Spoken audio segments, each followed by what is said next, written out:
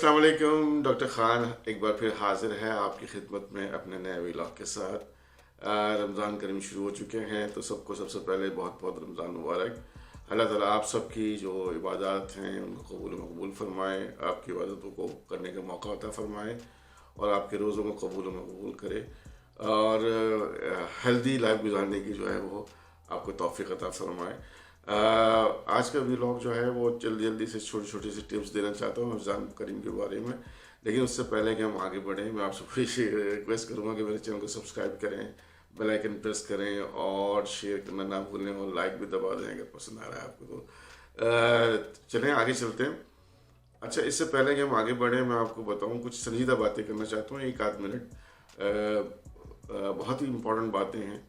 आपको पता है एक रिपोर्ट के मुताबिक तकरीबन 5 से 6 करोड़ रुपए जो है वो समोसों पे सिर्फ खर्च हो जाते हैं रमज़ान में। समोसे बनाने खाने के ऊपर और बिकते हैं, यानी कि 5 से 6 करोड़ रुपए। ये इंडो पाकिस्तान की स्टोरीज हैं और इससे रिलेटेड कुछ सीरियस मैं आपको नंबर्स बताना चाहता हूँ। मैं इस पर कोई तकरीर नहीं करना चाहता, सिर्फ एक फूड ऑफ थॉट यानी कि सोचने के लिए आपको कुछ नंबर बताना चाहता हूँ।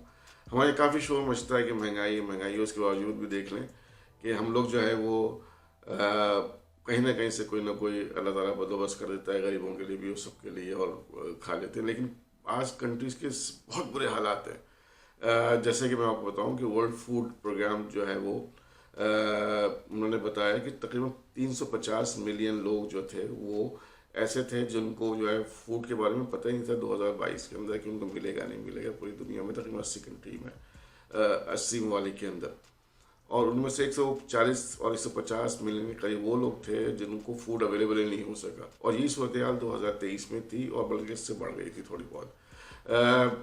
अगर आप देखें तो सीरिया के अंदर 90% लोग जो हैं वो भूखे रह जाते हैं, मतलब खाने को है ही नहीं। इस तरह से फ़लस्तीन का हाल तो आपको पता ही है। फिर आगे चलें, क्या कहते हैं, तो टर्की बज़ाहिर देखने में कितना आपको लगता है कि डेवलप कंट्रीज है, लेकिन उसमें इन्फ्लेशन रेट जो है वो तकरीबन 55% है, यानी कि 55% जो है महंगाई की सतह है। आप अंदाज़ा लगा सकते हैं कि 32% पे 31-32% पे हमारे रोना आ जाता है पाकिस्तान के अंदर, तो वहाँ क्या क्या होता होगा। इसके बाद क्या कहते हैं, अगर हम देखें मिडिल ईस्ट के बहुत सारे कंट्रीज़ में पिछले एक साल के अंदर आपको अंदाज़ा नहीं है कि तकरीबन 62% जो है फूड आइटम्स पे जो है वो महंगाई हुई है मिडिल ईस्ट के अंदर। तो जो आम जो मिडिल क्लास या लोअर मिडिल क्लास लोग हैं उनको दिक्कत शुरू हो गई है मिडिल ईस्ट के अंदर, जो दुनिया के रिचेस्ट कंट्रीज आते हैं। इसके अलावा जो है वो लेबनान के अंदर 129 जो है वो परसेंटेज यानी कि सतह जो है वो महंगाई की 129, कहाँ 30 कहाँ 129। तो आप अंदाजा कर सकते हैं कि लोग खाने के लिए तरस रहे हैं। और हद तो ये है कि अमेरिका के अंदर या नॉर्थ अमेरिका के अंदर भी वहाँ पे एनजीओ गवर्नमेंट के साथ मिलकर जो है वो प्लान कर रही है कि तकरीबन 75 से 80 हज़ार लोगों को रमज़ान में फ्री मील दिए जाए, क्योंकि वो अफोर्ड नहीं कर सकते।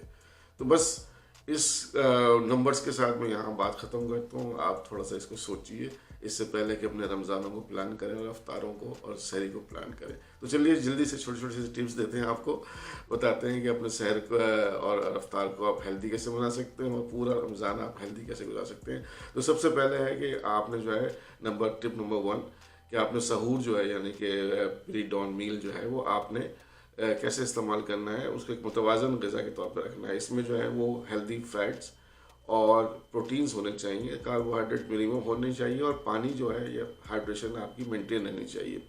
इसके लिए आपको कुछ नहीं करना है, फ्रूट्स वगैरह वेजिटेबल्स इस्तेमाल कर सकते हैं। कुछ चाहें तो फैट का आइटम भी इस्तेमाल कर सकते हैं। शहर के अंदर मैं बता रहा हूँ, और ज़्यादा खाने की ज़रूरत नहीं है। इसके बाद आ जाएँ टिप नंबर 2 के अंदर कि आपने अपने आप को हाइड्रेटेड रखना है, यानी कि पानी जो है वो अफ्तार से लेकर सहर के दरमियान अच्छा खासा पानी पीते रहना। 6 से 8 गिलास रिकमेंडेड है, लेकिन डिपेंड करता है कि आपकी मेडिकल कंडीशन क्या है।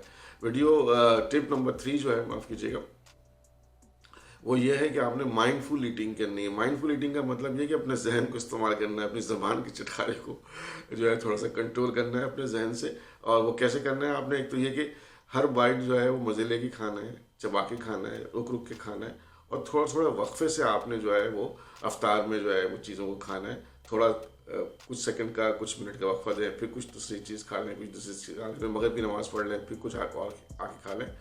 तो इस तरीके से आपने खाना है। और डेफिनेटली वही कि फ्रूट, वेजिटेबल्स और दालें आप खा सकते हैं, प्रोटीन्स वगैरह खा सकते हैं, कोई इशू नहीं है। जिससे हम लीन प्रोटीन कहते हैं, तो उसमें चिकन आ गई, दाल आ गई, थोड़ा बहुत गोश्त खा सकते हैं। तो ये आपने जो है इस तरीके से खाना है, यानी कि माइंडफुल तरीके से आपने जो है। टिप नंबर 4 ये है कि जो है वो आपका न्यूट्रिएंट डेंस फूड होना चाहिए, यानी कि जो फूड आप इस्तेमाल कर रहे हैं अफ्तार के बाद से लेकर सहर के दरमियान जो है वो उसमें जो है वो विटामिन्स, मिनरल्स और एंटीऑक्सीडेंट्स शामिल होने चाहिए। और आप सबको पता है कि एंटीऑक्सीडेंट्स, विटामिन, मिनरल्स जो है वेजिटेबल, फ्रूट्स से मिलते हैं। साथ में आपने, जैसे मैंने पहले बताया, कि लीन प्रोटीन वगैरह यूज़ कर सकते हैं, लेकिन कार्बोहाइड्रेट यानी कि शुगर और शुगरी जूस वगैरह और इन चीज़ों की मकदार को कम कर दीजिए, इनको ज़्यादा इस्तेमाल ना कीजिए। ये जो है वो नुकसानदेह हैं और इससे आपको भूख भी ज़्यादा लगती है। आखिरी टिप है कि आपने जो है वो एक्टिव रहना है। एक्टिव होने के लिए ज़रूरी नहीं है कि आप जिम जाना शुरू कर दें रमज़ानों में। आपने सिर्फ ये करना है कि हल्की फुल्की एक्सरसाइज करनी है, घर में कोई योगा कर लें, कोई और हल्की फुल्की घर में एक्सरसाइज कर लें।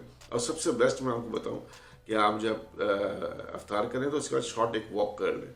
अगर वो भी पॉसिबल नहीं है तो मस्जिद जहाँ हम तरावी पढ़ने जाते हैं, नमाज़ पढ़ने जाते हैं ईशा की, वो घर से थोड़ा दूर जाइए और पैदल जाइए, 1/2 किलोमीटर या मोर देन 1/2 किलोमीटर, यानी कि 1/2 किलोमीटर से ज़्यादा। फिर अगर जो मस्जिद है ना उसको आप सेलेक्ट कीजिए अपनी तरावी पढ़ने के लिए। फिर तरावी में तो आपकी एक्सरसाइज हो ही जाती है।